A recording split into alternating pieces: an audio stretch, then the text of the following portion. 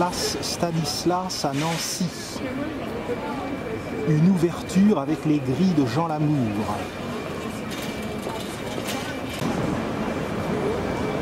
C'est au roi détrôné de Pologne, duc de Lorraine Stanislas Leczinski, que l'on doit la réalisation de cette place magnifique. Entièrement piétonne, la place a été restaurée en 2005. Elle est inscrite au patrimoine mondial de l'UNESCO. Les bâtiments de cette place ont été réalisés par l'architecte Emmanuel Héré. Quant aux grilles sublimes, elles sont l'œuvre de Jean Lamour.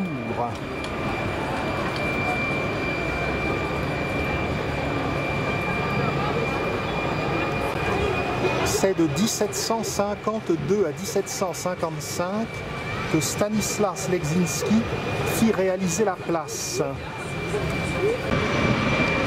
Ville lorraine, Nancy est une ville qui compte 105 000 habitants, les Nancéiens. Elle est préfecture du département de Meurthe-et-Moselle. L'agglomération compte 331 000 habitants. Avec Metz, c'est la plus grande ville de Lorraine.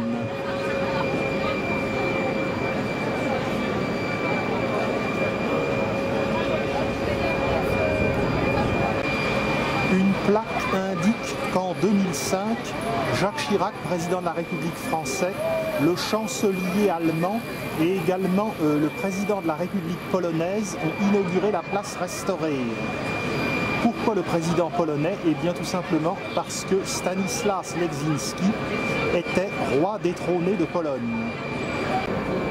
C'est sur cette place que bat le cœur de Nancy, comme par exemple le cœur de Toulouse bat place du Capitole ou le cœur de Marseille bat autour du Vieux-Port.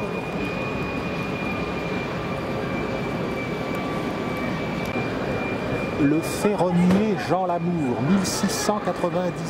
1698-1771, s'en est ici donné à cœur joie avec ses grilles et également le revêtement des balcons.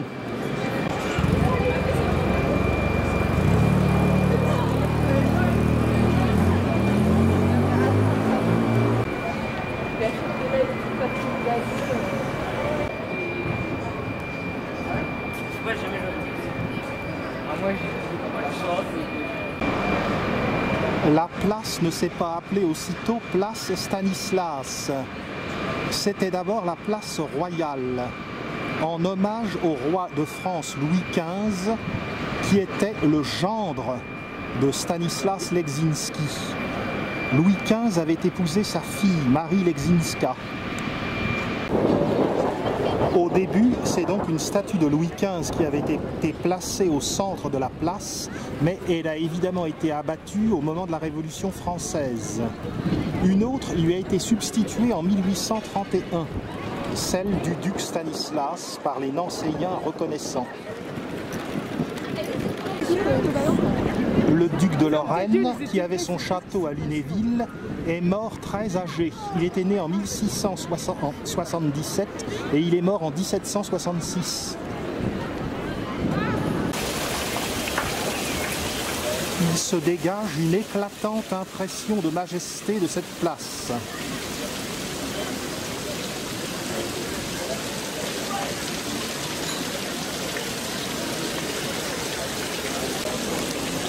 Stanislas Leczinski avait épousé à 21 ans une noble polonaise, Catherine Opalinska, qui lui a donné 2 filles, la cadette étant Marie Leczinska, épouse de Louis XV. Stanislas avait été placé sur le trône de Pologne par le roi de Suède, mais il dut s'enfuir à la bataille de Poltava et abandonner son trône. Il se réfugia en Prusse. Le roi de Prusse lui offrit la souveraineté de la principauté de 2 ponts en Allemagne, Zweibrücken. Il essaya ensuite de reconquérir son trône en Pologne, mais échoua. c'est Louis XV qui lui donna la jouissance du duché de Lorraine en viager. La Lorraine devait revenir à la France à la mort du duc. Il était très âgé et cependant il vécut encore 30 ans. C'est de 1737 à 1766 que Stanislas Leczinski régna sur la Lorraine et qu'il fit des embellissements extraordinaires dans la ville de Nancy.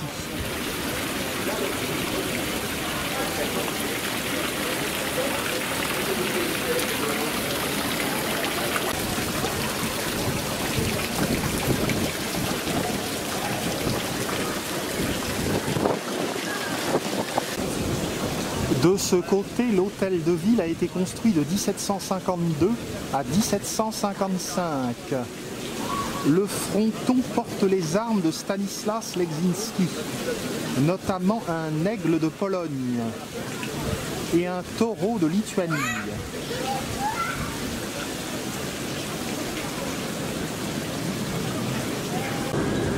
L'office de tourisme de Nancy se trouve dans une aile de l'hôtel de ville.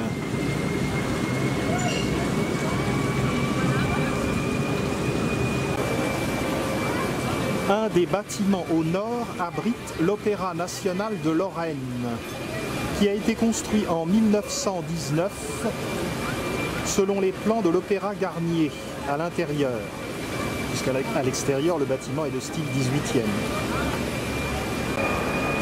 La façade du musée des Beaux-Arts de Nancy se dresse côté sud.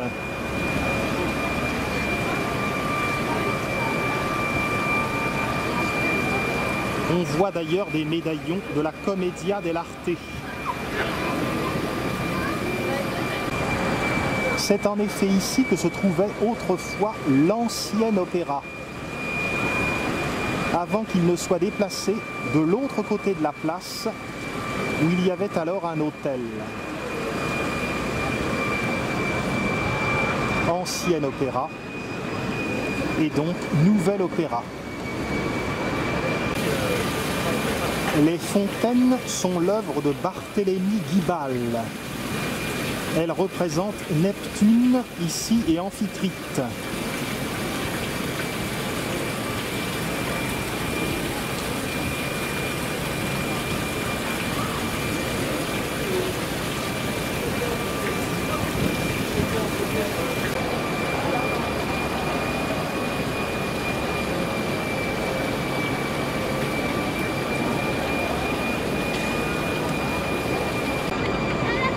Le très pieux Jean Lamour a laissé son empreinte un peu partout au XVIIIe siècle dans Nancy. Il n'y a pas que les grilles de la place Stanislas, il y a aussi des ferrures dans la cathédrale.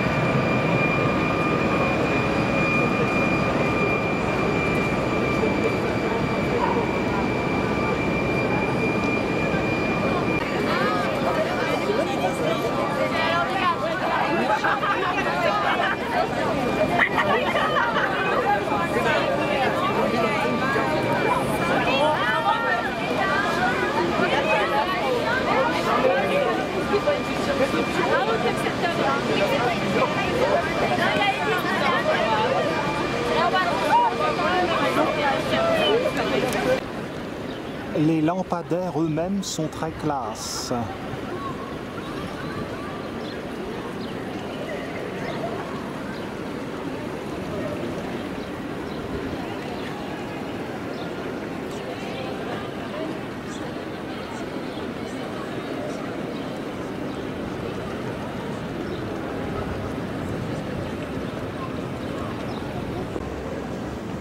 De ce côté, on aperçoit la cathédrale de Nancy.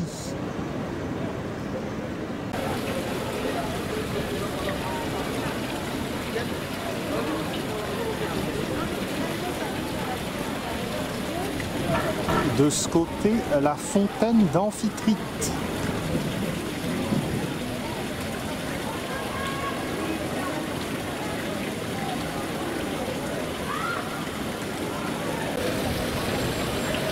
La décoration est particulièrement soignée.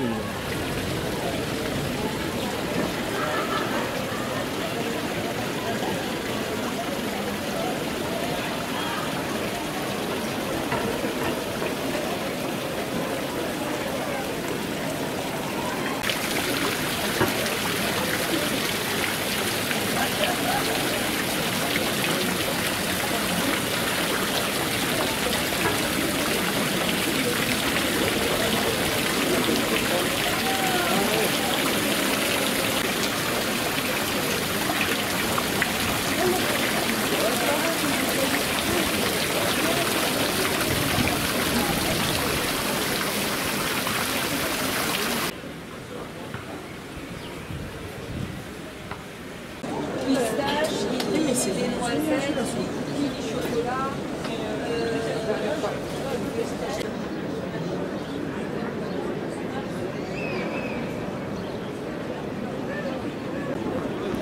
Le musée des Beaux-Arts, ancien opéra, présente un panorama de l'art en Europe du XIVe au XXe siècle. De ce côté, un arc de triomphe a été réalisé de 1754 à 1756 pour honorer Louis XV.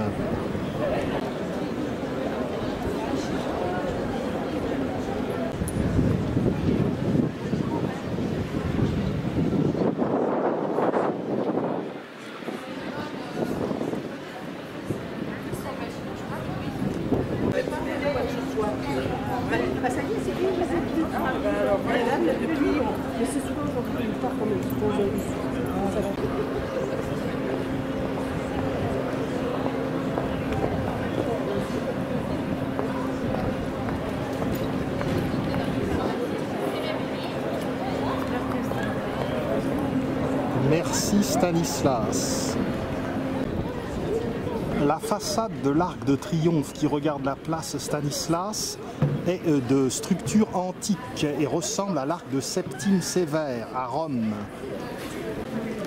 La partie droite, consacrée au dieu de la guerre, est dédiée au prince victorieux, ce qui est plutôt douteux. Louis XV n'ayant pas gagné beaucoup de batailles intéressantes, mis à part Fontenoy, mais il n'en a pas tiré avantage. Il a perdu l'Inde et le Canada. La partie gauche est représentée par la déesse de la paix.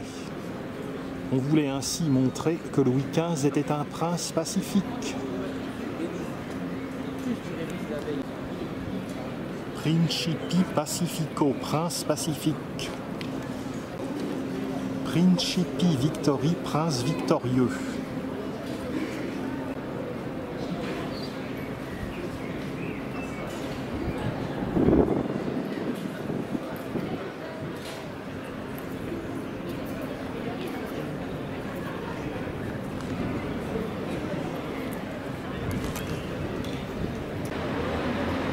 On franchit la voûte de l'Arc de Triomphe.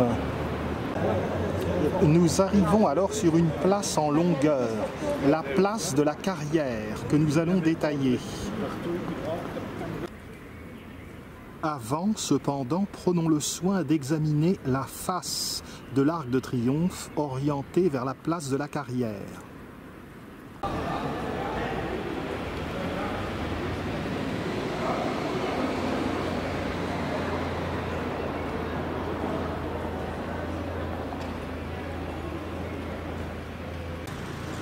Belle colonne à chapiteau corinthien en feuilles d'acanthe.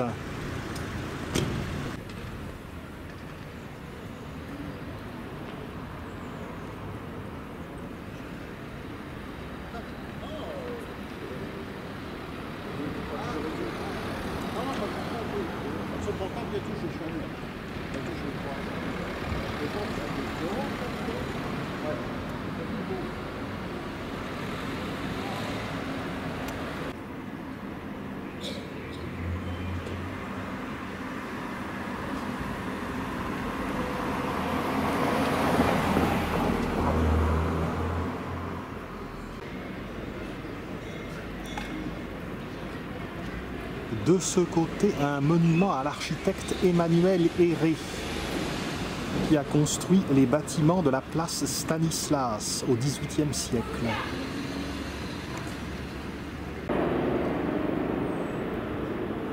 De l'autre côté de l'arc, monument au graveur Jacques Callot, célèbre nancéien.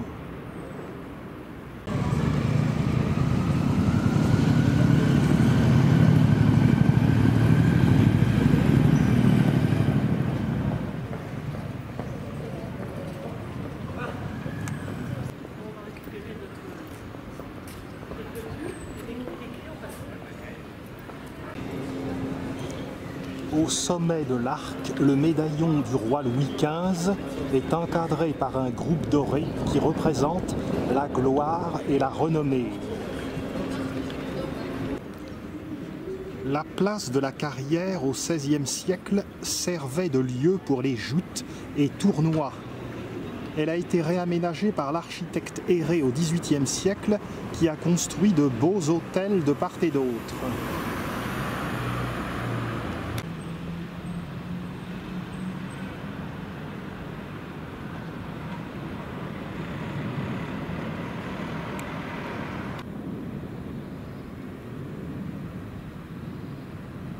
L'Arc de Triomphe, lui aussi, est classé au patrimoine mondial de l'UNESCO. Comme la place Stanislas, la place de la Carrière s'orne de grilles de Jean Lamour, ornées de potences à lanterne.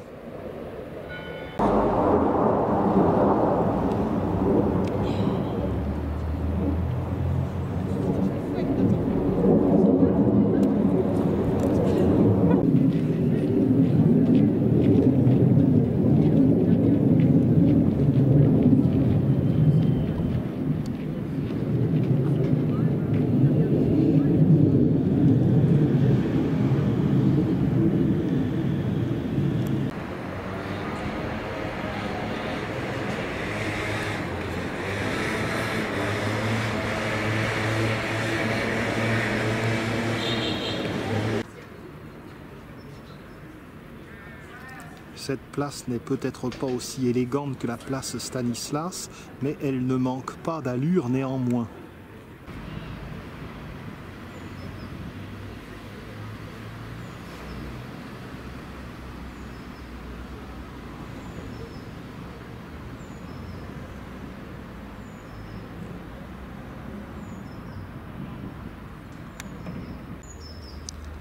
À l'opposé de la place de la Carrière se trouve encore un monument qui a été dessiné par l'architecte Héré.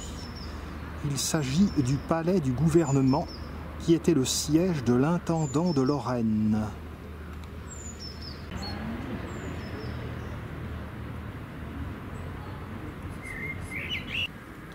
D'ici, on aperçoit la cathédrale de Nancy.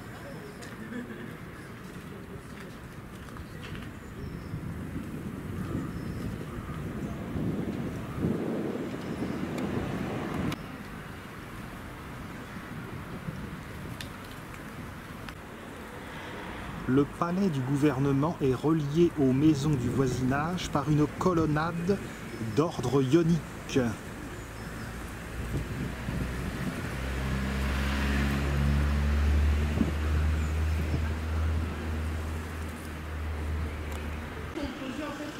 Entre chaque colonne, on observe des bustes.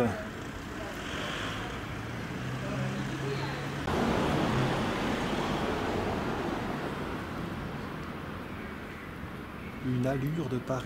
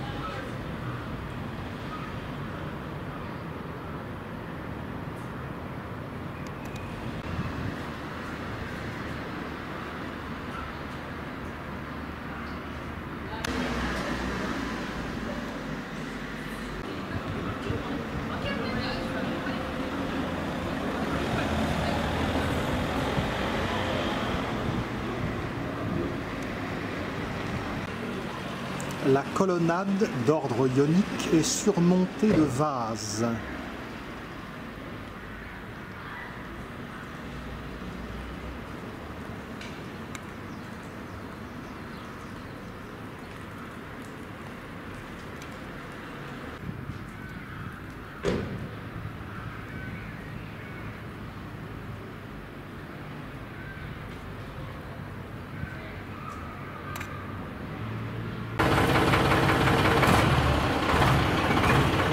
De cet endroit, on peut pénétrer dans le parc de la Pépinière. Là encore, cet espace de 23 hectares a été aménagé par Stanislas pour le bien des Nancéiens.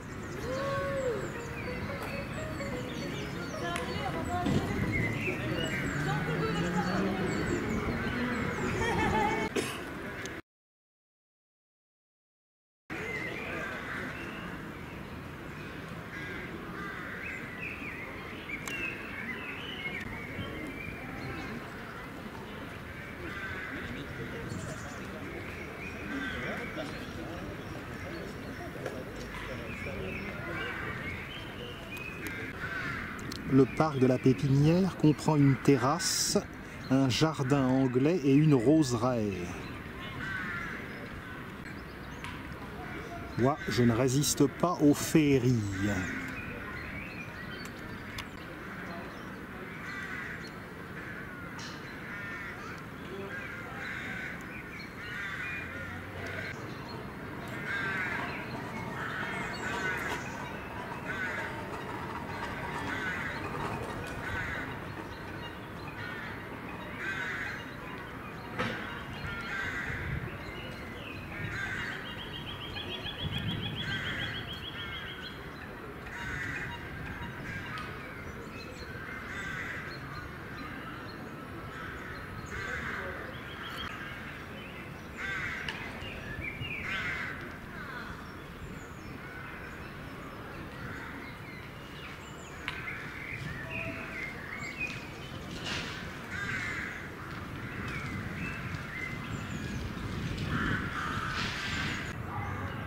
Magnolia.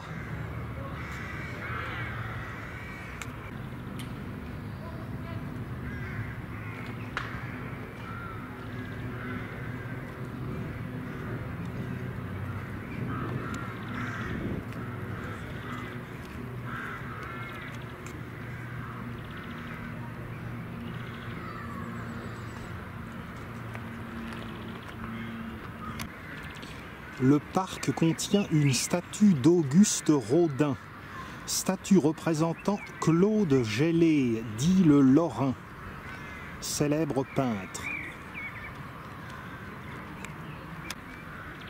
De ce côté, la Pépinière abrite un parc zoologique. De nombreux nids sont en place.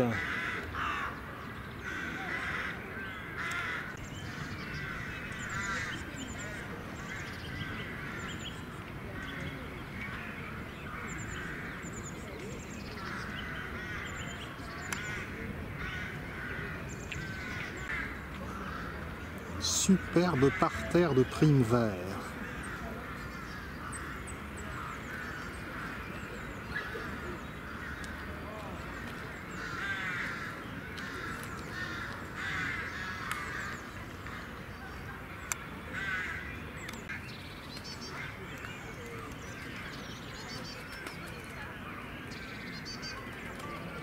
HLM pour insectes.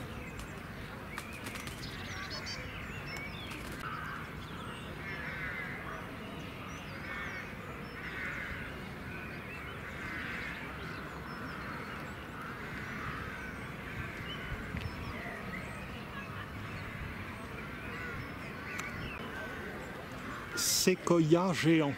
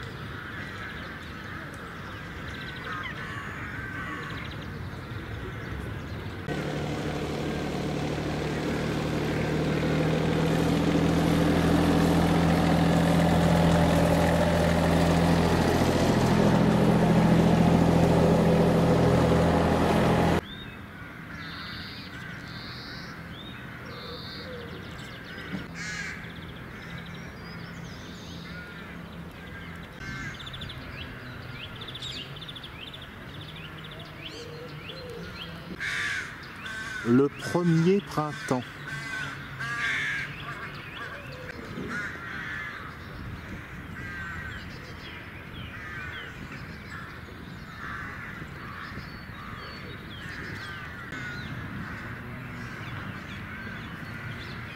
« 23 hectares pour ce parc de la Pépinière. »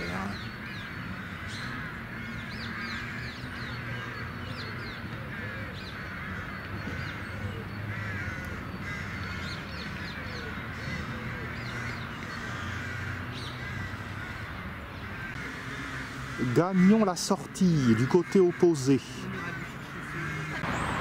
On débouche sur le boulevard du 26e régiment d'infanterie que nous allons prendre sur la droite. Il existe un sentier de randonnée Nancy-Metz. Ce n'est pas pour les petites sorties du dimanche.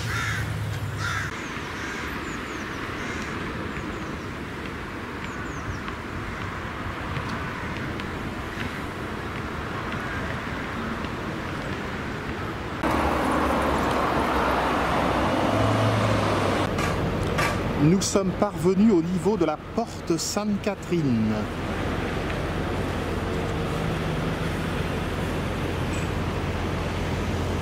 Stanislas est partout.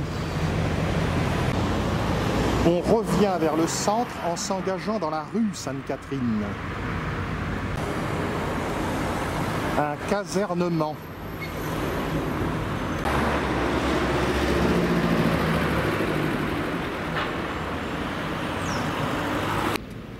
Ici se trouve le Muséum Aquarium de Nancy. Il y a au rez-de-chaussée 60 bassins avec des poissons d'eau salée et d'eau douce. Et à l'étage, 600 espèces animales empaillées.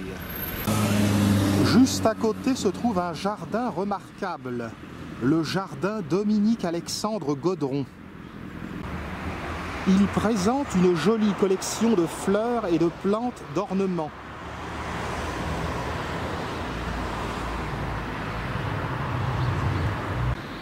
Pivoine, anémone, hellébore ou campanule fleurissent dans des parterres séparés de buis.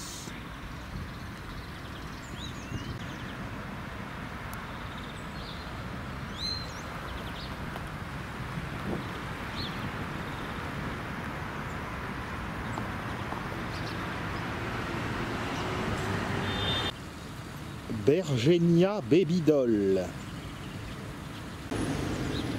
Un 29 mars, il y a encore peu d'espèces fleuries.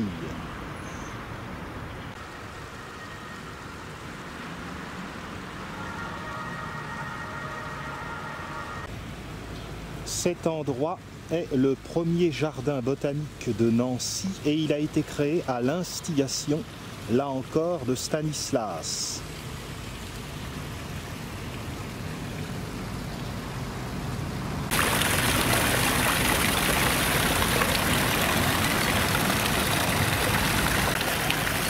En 1993, les collections botaniques ont été déplacées dans le jardin botanique du Montet, qui est un peu à l'écart du centre-ville. Que de petites étiquettes pour réviser la botanique. Voici un conifère recouvert de lierre qui fructifie.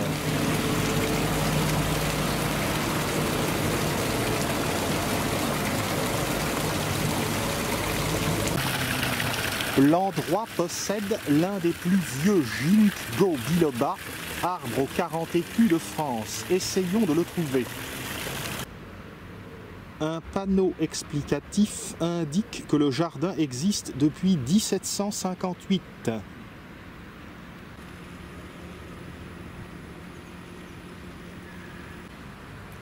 Une belle colonie de forbes au pied d'un HLM à insectes. Il est déjà occupé.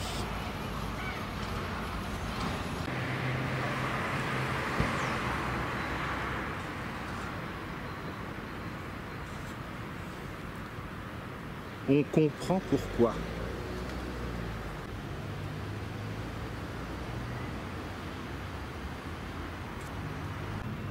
Et voici le ginkgo biloba, qui est un arbre aux 40 écus pleureurs.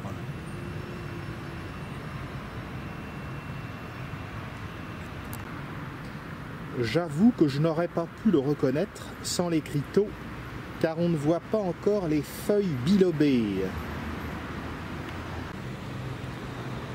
Un magnolia.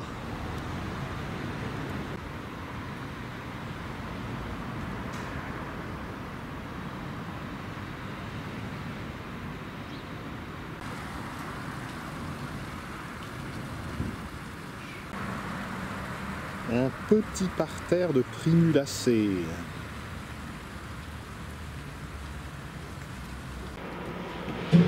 Reprenons la rue Sainte-Catherine.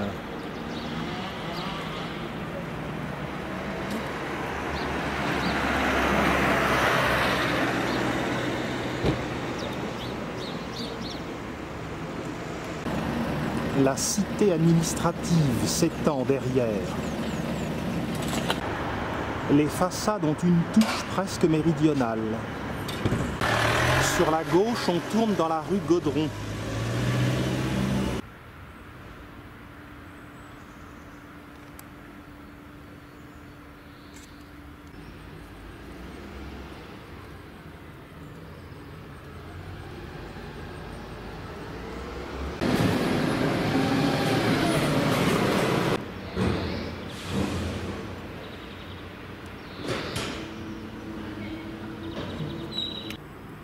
La rue Gaudron forme un angle droit qui se prolonge par la rue Girardet et qui aboutit à la place d'Alliance.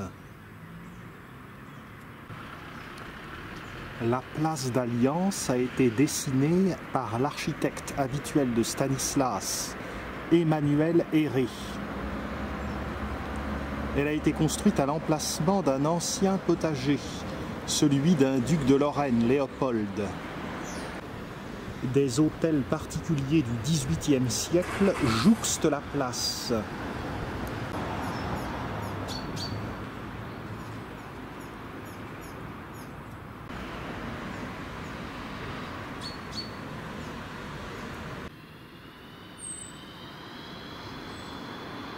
Cette place est très intime.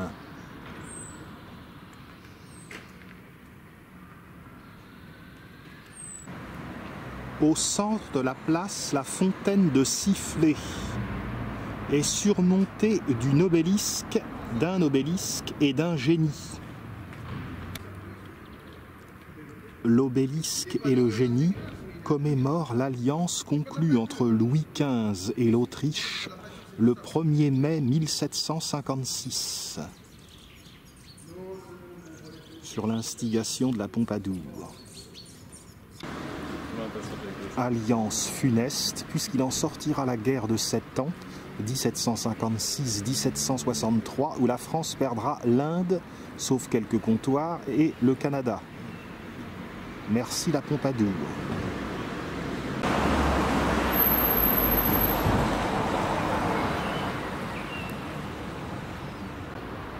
Voltaire ne comprenait pas d'ailleurs l'enjeu politique.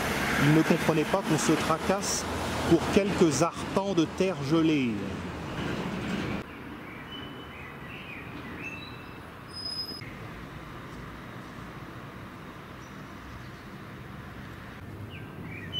La fontaine de Sifflé au centre est inspirée par la fontaine de la place Navone, Piazza Navona, à Rome, du Bernin. Nous sommes ici dans la ville neuve, qui a souffert malheureusement de la guerre de 30 ans. Il faut en effet savoir que Nancy est née vers 1050. Il y eut tout d'abord une ville vieille, qui fera l'objet d'un autre circuit, et puis ensuite Charles III de Lorraine a construit un autre ensemble, une ville neuve. La ville de Stanislas, c'est encore après, au XVIIIe. Par la rue Bailly, nous allons gagner la cathédrale de Nancy.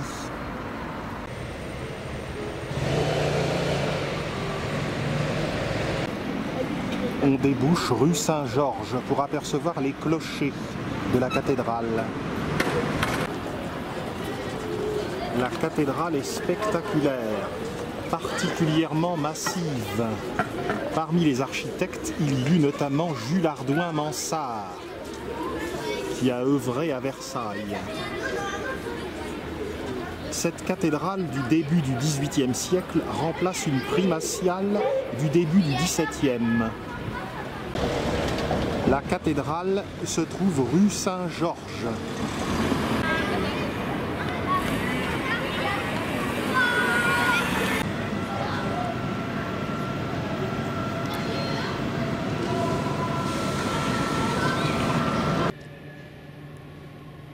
La cathédrale de Nancy n'est pas due seulement à Jules Hardouin-Mansart, mais également à Giovanni Betto et à Germain Boffrand.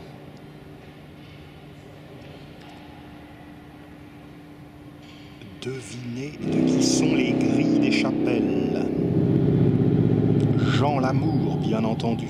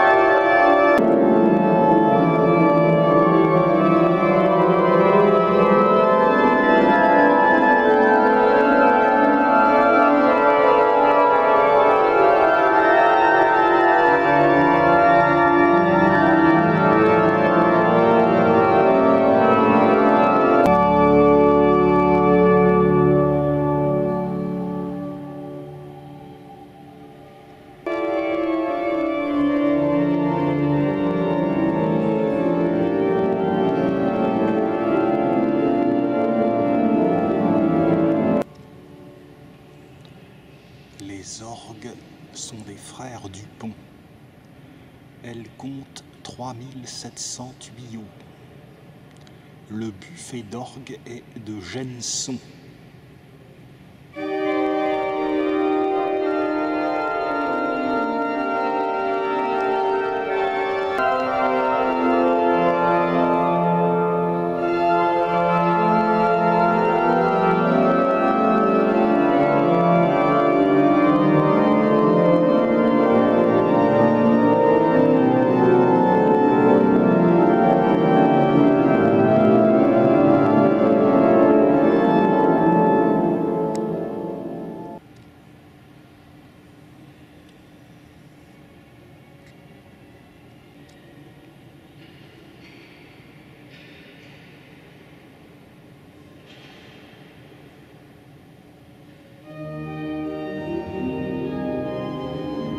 La Vierge à l'enfant de l'abside et du Nancéien bagarre.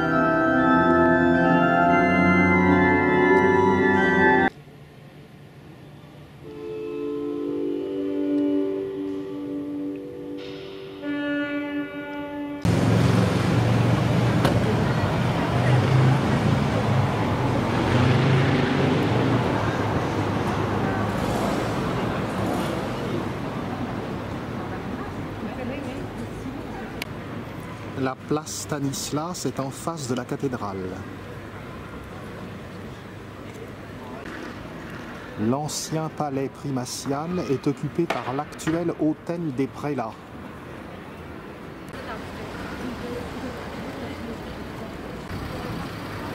Par la rue Montesquieu, nous allons gagner l'église Saint-Sébastien.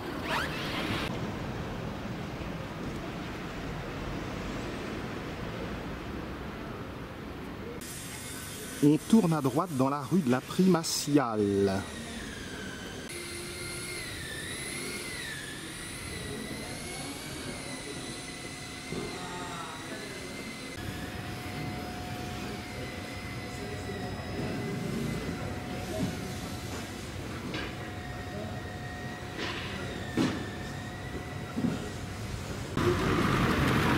On franchit la rue Saint-Nicolas. On arrive au niveau du marché central.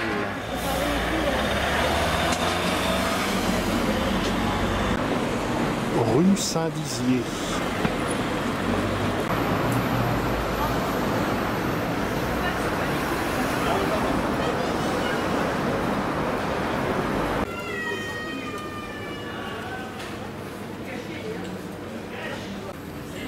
Ça n'a peut-être pas l'exubérance ni l'affluence du marché de la Boqueria à Barcelone, mais c'est un début. De petites mirabelles gélifiées et aromatisées à l'alcool.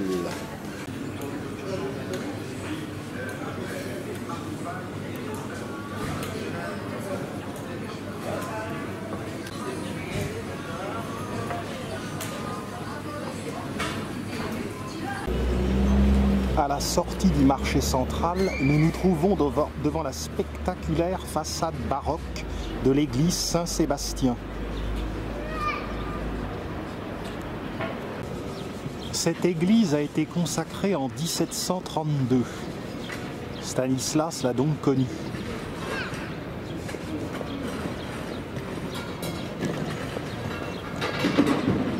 Elle est due à l'architecte Genson. La façade est caractérisée par 4 grands bas-reliefs.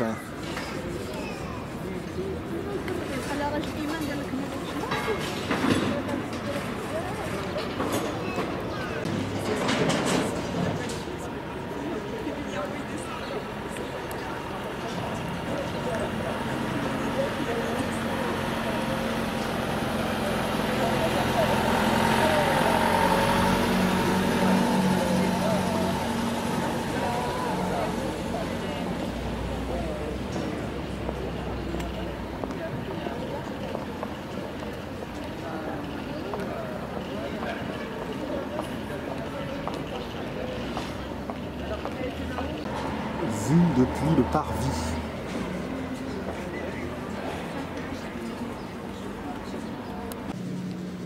L'intérieur est éclairé par de grandes verrières et les 3 nefs en halle sont soutenues par de merveilleuses colonnes à chapiteaux ioniques.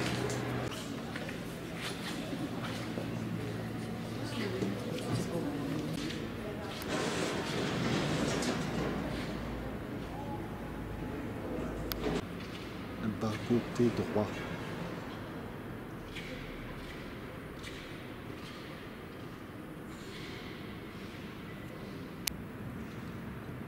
Plaque marquant l'emplacement du tombeau de Genson, 1686-1755.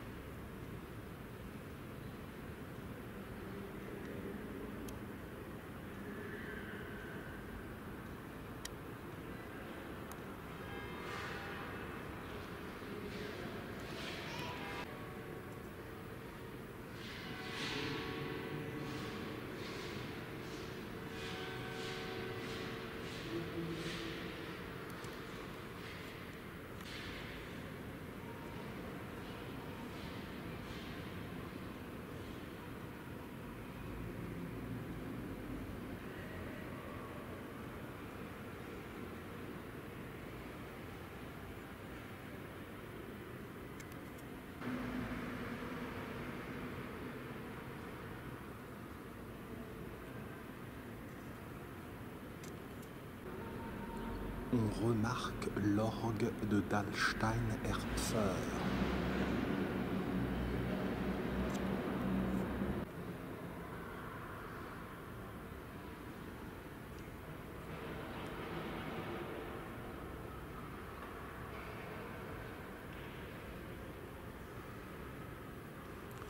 Les autels latéraux sont de Valin, école de Nancy.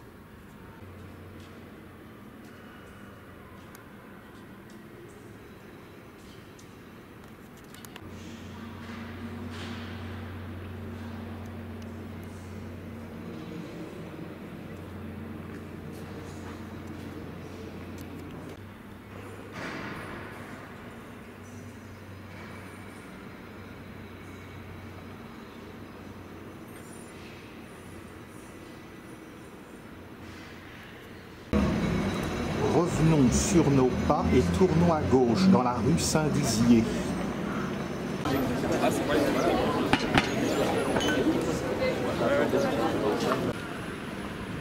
On prend la rue de Saint-Dizier.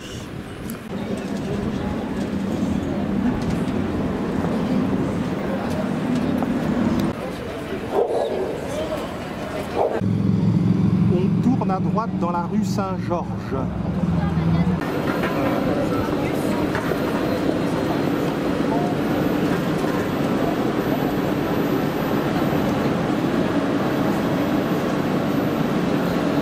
Façade du Crédit Lyonnais. On tourne à gauche dans la rue des Dominicains. Au numéro 57, on trouve la façade richement sculptée de la famille Adam. Il s'agissait d'une famille de sculpteurs au XVIIIe siècle. Ils avaient fait leur promotion sur leur maison.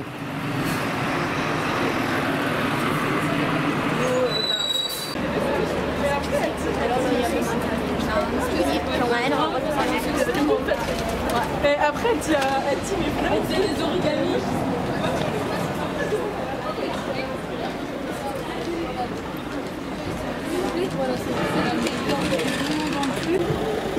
L'itinéraire rejoint la place Stanislas.